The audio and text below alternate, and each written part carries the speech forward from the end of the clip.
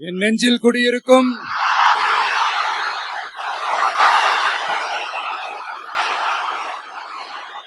திருநெல்வேலி மக்கள் உங்கள் அனைவருக்கும் என்னுடைய வணக்கம். வணக்கம் வணக்கம் வணக்கம் வணக்கம். எல்லாரும் எப்படி இருக்கீங்க?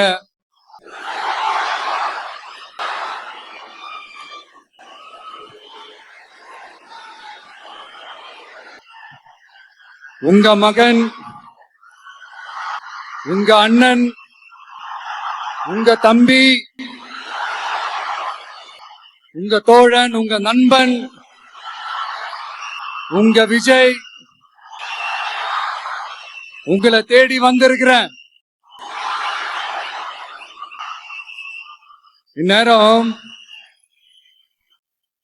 திமுக கையில அந்த முழு பவரும் இருந்திருந்தா, இந்நேரம் ஸ்டாலின் சார் கையில அந்த முழு பவரும் இருந்திருந்தா கண்டிப்பா இந்த நிகழ்ச்சி நடந்திருக்காது. ஏதாவது ஒரு முட்டுக்கட்டைய போட்டு நம்மள வரவிடாம பண்ணிருப்பார். ஆனா இப்பதான் அவரு ஒரு அதிகாரம் இல்லாத ஒரு முதல்வரா அப்படியே இருக்காருல்ல, ஒரு கேர்டேக்கர் கவர்மெண்ட் சொல்லுவாங்க இந்த பீரியட. அப்படி இருக்கிறதுனாலயோ என்னமோ கொஞ்சம் ஈஸியா வர முடிஞ்சதுன்னு நினைக்கிறேன். அது மாதிரி இந்த திமுக கவர்மெண்ட் நமக்கு எவ்வளவு பிரச்சனைகள், எவ்வளவு நெருக்கடிகள், எவ்வளவு அவதூறுகள், அவங்களையும் தாண்டி இன்னும் சில பேரு இன்னும் நிறைய அவதூறுகள் எல்லாமே பரப்புனாங்க.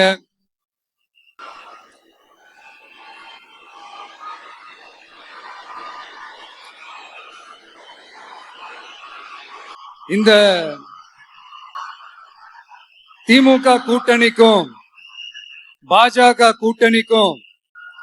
கூட்டணியுமே இவங்க ரெண்டு பேருமே வெளியில வேணா தனித்தனியா இருப்பாங்க, ஆனா உள்ளுக்குள்ள இவங்க ரெண்டு பேருமே ஒண்ணுதான். இவங்க ரெண்டு பேருக்குமே ஒரே நோக்கம் தான். அது என்ன நோக்கம் தெரியுமா? உங்களுக்காக நல்லது செய்ய, உங்களுக்காக உழைக்க, உங்களோட கூடவே நிக்க இந்த விஜய் வந்துடக்கூடாது. அதுதான் அவங்களுடைய அந்த நோக்கமே.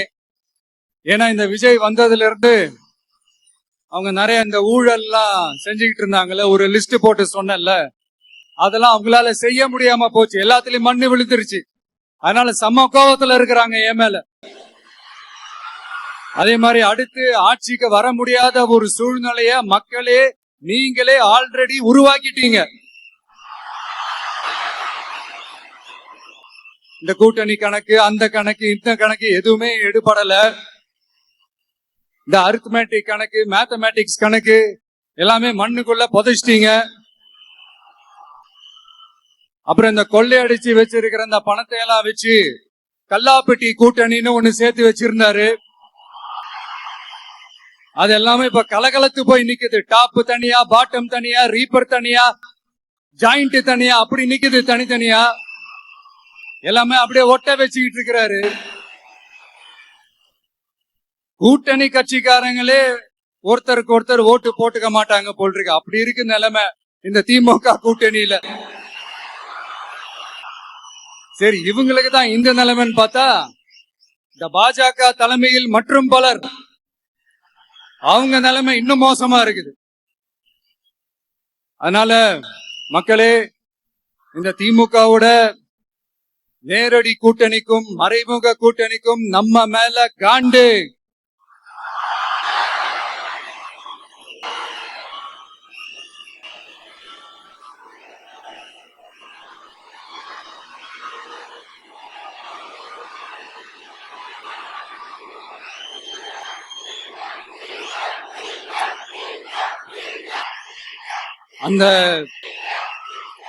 அந்த காண்டுக்கு ஒரு காரணம் என்ன தெரியுமா? அவங்க வீட்லயே, அவங்க குடும்பத்திலேயே விசில் சத்தம் பலமா கேக்குதான்.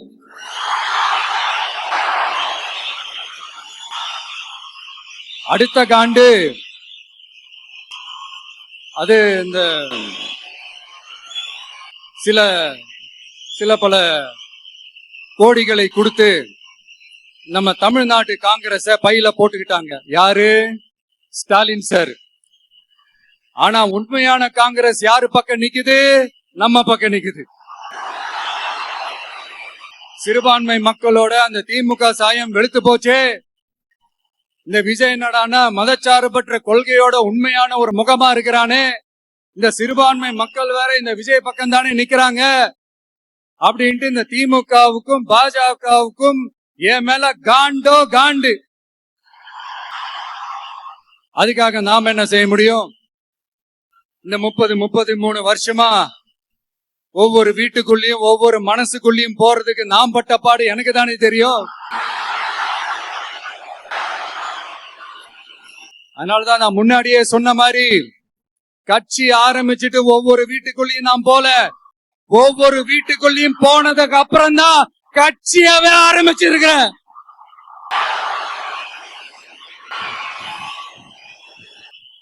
இது இந்த அரசியல் எல்லாத்தையும் தாண்டி இருக்கிற ஒரு உறவு. கட்சி கிட்சி எல்லாத்தையும் தாண்டி இருக்கிற ஒரு உறவு. இது ஒரு பூர்வ ஜென்ம பந்தம். இது சும்மா இந்த அரசியல் ஆதாயம் தேடுறவங்களுக்கு எல்லாம் இது என்னன்னே புரியாது. இது மத்தவங்களுக்கு வேணா எலெக்ஷன். ஆனா இந்த விஜய் கூட நிக்கிறவங்களுக்கும் இது ஒரு இமோஷன். நான் சந்தோஷப்பட்டா மக்கள் சந்தோஷப்படுறாங்க, மக்கள் சந்தோஷப்பட்டா நான் சந்தோஷப்படுறேன். எனக்கு ஒண்ணுனா மக்களுக்கும், மக்களுக்கு ஒண்ணுனா எனக்கும்.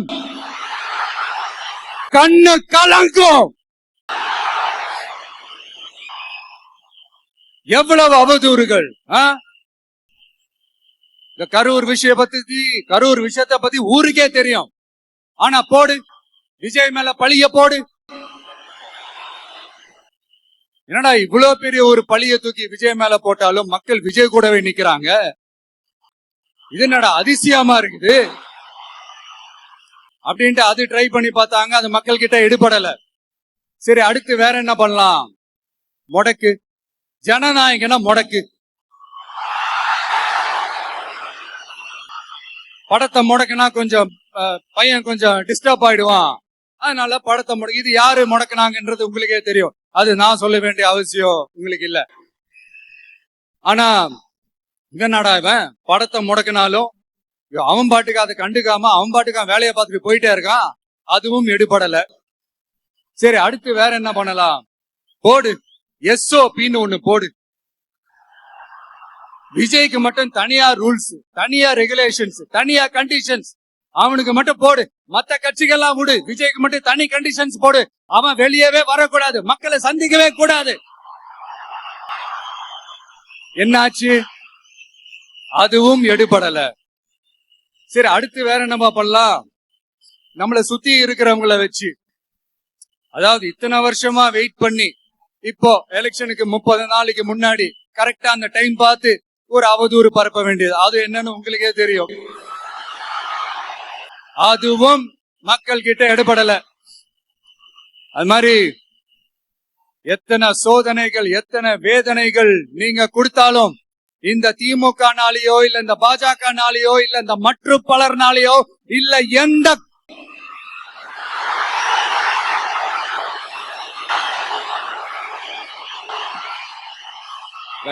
வேற யாராலையும் என்ன மக்கள் கிட்ட இருந்து பிரிக்க முடியாதுன்னு சொல்ல வந்தேன். அதைத்தான் சொல்ல வந்தேன். ஒவ்வொரு வீட்டுல இருக்கிற ஒவ்வொரு விஜயும் இருக்கிற வரைக்கும் என்ன மக்கள் கிட்ட இருந்து பிரிக்கவே முடியாது. இப்படி இந்த சொந்த பந்தம் இவ்வளவு ஸ்ட்ராங்கா இருக்கிறதுனாலதான் நான் முன்னாடியே சொன்ன 234 தொகுதியிலும் இந்த விஜய் தான் வேட்பாளர் அப்படின்னு தான் அதை நான் செஞ்சிருக்கிறேன். ஏன்னா நம்மளுடைய வேட்பாளர்கள் யாரும் டாட்டாவோ பிர்லாவோ அம்பானியோ அதானியோ கிடையாது. நம்ம வீட்டுல இருக்கிறவர், நம்ம குடும்பத்துல இருக்கிற ஒருத்தரை தான் நான் வேட்பாளரா செலக்ட் பண்ணி இருக்கிறேன். அப்படி செலக்ட் பண்ணி தான் உங்ககிட்ட நான் ஒப்படைச்சிருக்கிறேன். அதனால அந்த வேட்பாளர் வேற, இந்த விஜய் வேற அப்படின்னு நினைச்சிடாதீங்க. இந்த விஜய் தான் வேட்பாளர், அந்த வேட்பாளர் தான் விஜய்.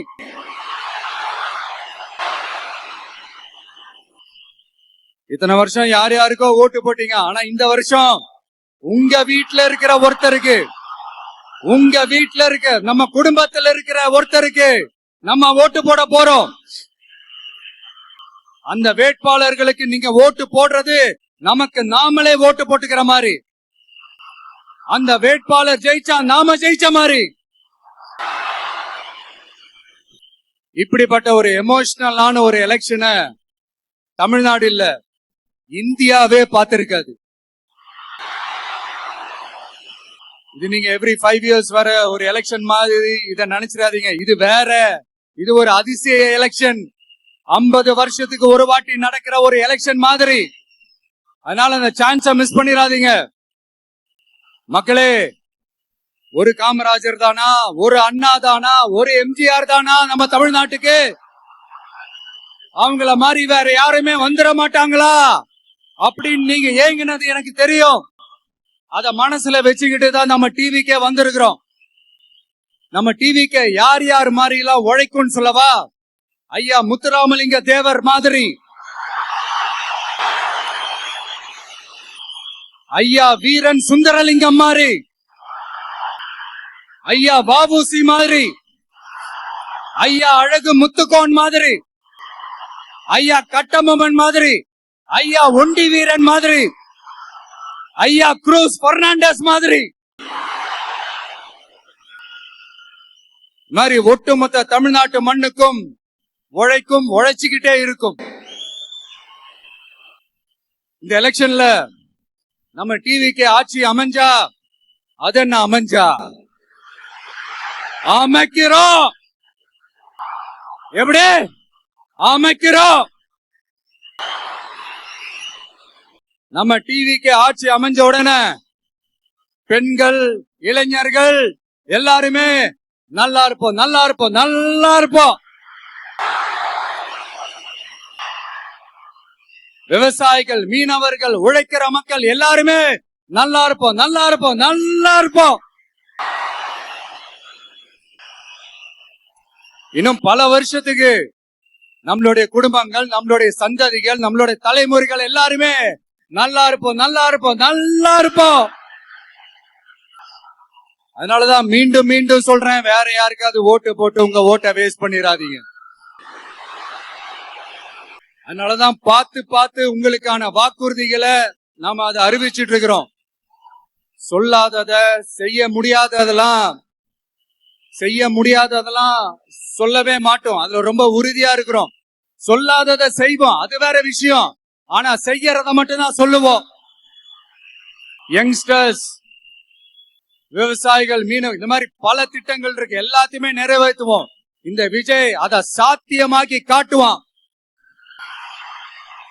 இத நான் ஏன் இவ்வளவு ஸ்ட்ராங்கா சொல்றேன் அப்படின்னா, மக்கள் பணத்திலிருந்து ஒரு பைசா கூட தொட வேண்டிய அவசியமே எனக்கு இல்ல.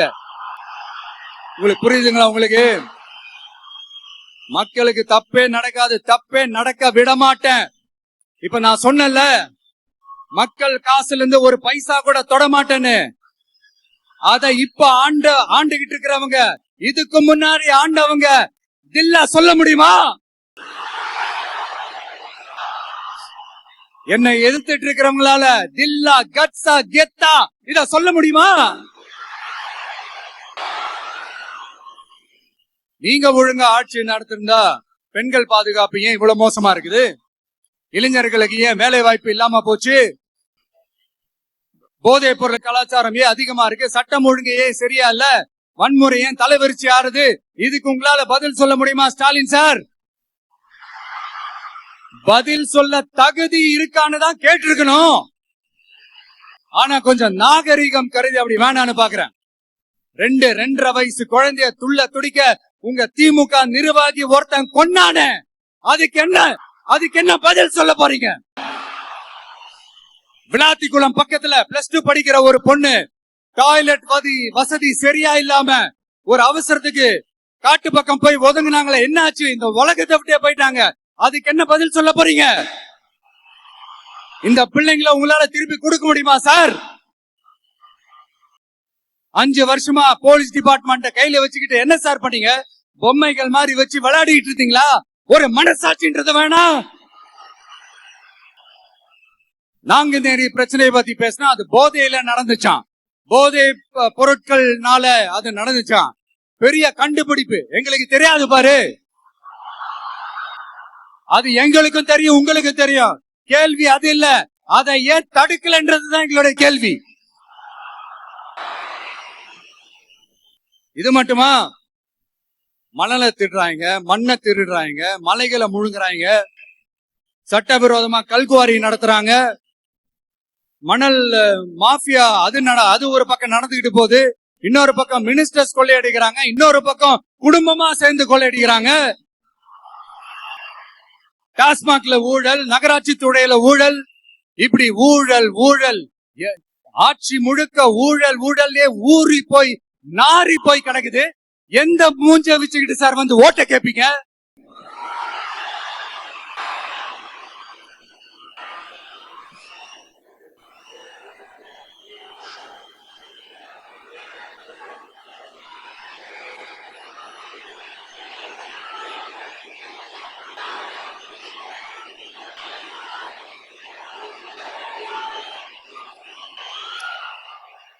இந்த எலெக்ஷன் சும்மா உங்க பணத்தை எல்லாம் வச்சுக்கிட்டு ஒன்னும் கிழிக்க முடியாது.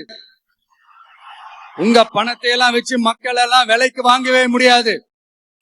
இது ஒரு மாற்றத்திற்கான ஒரு எலெக்ஷன். ஒட்டுமொத்த தமிழ்நாட்டு மக்களும் அந்த மாற்றத்தை கொண்டு வர போற அந்த எலெக்ஷன். இது உங்களாலேயோ இல்ல அந்த மற்றும் பலர்னாலேயோ ஒன்னும் தடுக்க முடியாது. அதனால மக்களே, ஏப்ரல் 23 காலையில சும்மா பக்காவா ரெடி ஆயிட்டு வீட்டுல இருக்கிற சாமியெல்லாம் கும்பிட்டுட்டு உங்க ஓட்டர் ஐடி கார்டை கையில எடுத்துக்கிட்டு முதல்ல பூத்துல போய் நின்னு அந்த விசில் சின்னத்துக்கு நேரா இருக்கிற அந்த பட்டனை ஒரு அழுத்துங்க. இது ஒரு தலைமுறைக்கான ஒரு தேர்தல், உங்களுக்கான தேர்தல். எப்பேற்பட்ட வசதியான வாழ்க்கையா இருந்தாலும் எல்லாத்தையும் தூக்கி எறிஞ்சிட்டு உங்களுக்காக மட்டுமே வந்திருக்கிறேன். உங்களுக்காக நன்றி கடன் செலுத்துறதுக்காக மட்டுமே வந்திருக்கிறேன். அத்தனை வழிகளையும் தாங்கிக்கிட்டு உங்களுக்காக மட்டுமே வந்திருக்கிறேன். ஒரு நாளும் பொய் சொல்லி உங்களை நான் ஏமாத்தவே மாட்டேன். இந்த 4 முனை போட்டி, 40 முனை போட்டி, எத்தனை முனை போட்டின்னு எத்தனை உருட்டினாலும் இங்க 2 முனை போட்டி மட்டும்தான். ஒண்ணு, இன்னொன்னு எஸ், ஒன்னு டிவிகே, இன்னொன்னு டிஎம்கே. மக்கள் விரோத ஆட்சி நடத்துற ஸ்டாலின் சார் வேணுமா? மக்களை நேசிக்கிற உங்க விஜய் வேணுமா? அவ்வளவுதான் இந்த எலெக்ஷன். அதனால உங்க மகனுக்கு, உங்க அண்ணனுக்கு, உங்க தம்பிக்கு, உங்க பிள்ளைக்கு